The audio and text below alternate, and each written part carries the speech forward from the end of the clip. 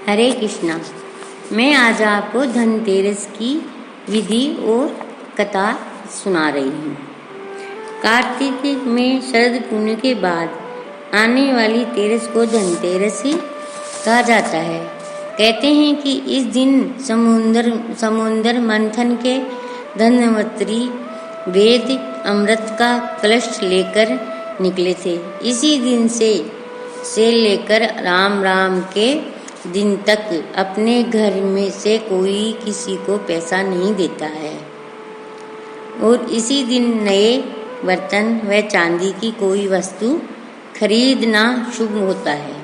धनतेरस की शाम एक दीपक जलाकर मुख्य द्वार के सामने रख देते हैं।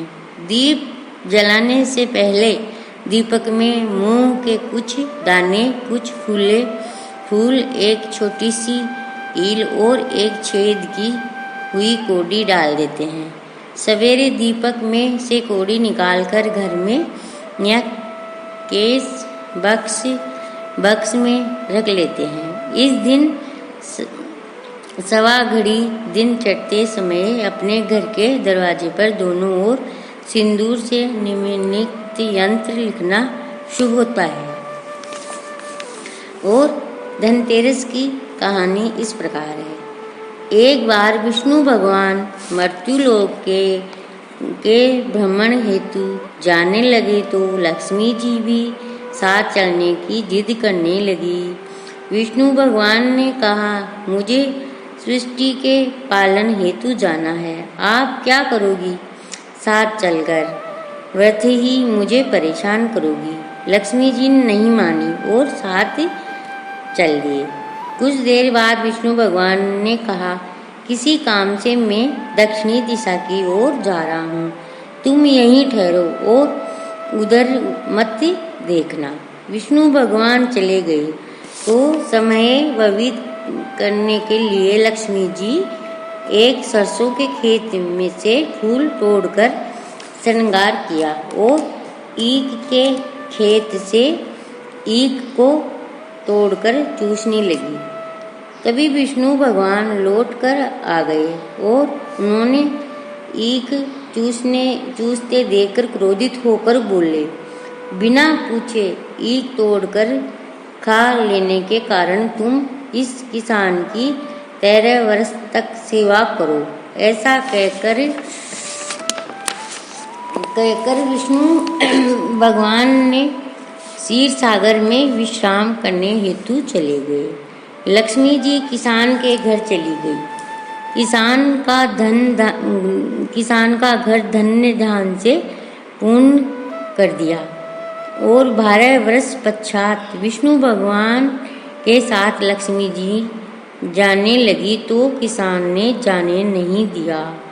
तब भगवान ने किसान को 4 कौड़ियाँ दी और कहा, तुम परिवार सहित गंगा स्नान के लिए जाओ और इन कौड़ियों को भी जल में छोड़ देना। तब तक तुम नहीं आओगे तब तक हम यहीं रहेंगे। किसान मान गया। वह परिवार सहित गंगा स्नान के लिए गया और स्नान करने के पश्चात कौड़ियाँ गंगा जी में डाल दी तो 4 हाथ निकले और कौड़ियों को लेकर जाने लगे। तब चकित होकर किसान ने गंगा जी से पूछा, ये 4 भुजाएं किसकी थी? गंगा ने कहा, ये चारों हाथ मेरे ही थे।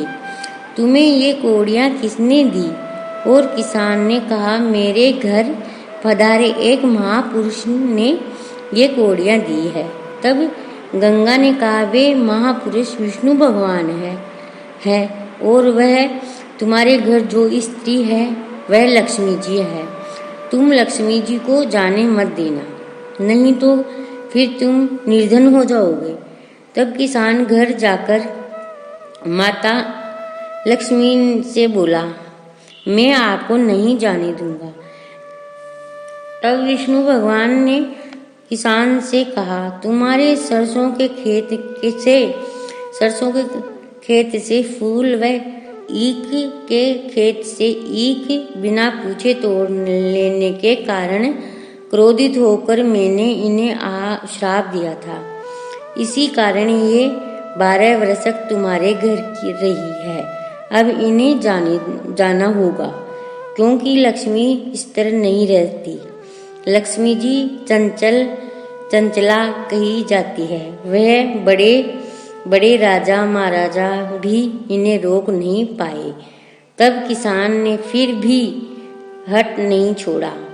तब लक्ष्मी जी ने कहा, तुम ऐसा करो, कल धनतेरस है, तुम अपने घर को लीप पोत कर स्वस्ति करके रखना। रात्रि में मैं घी का दीपक जलाकर रखना।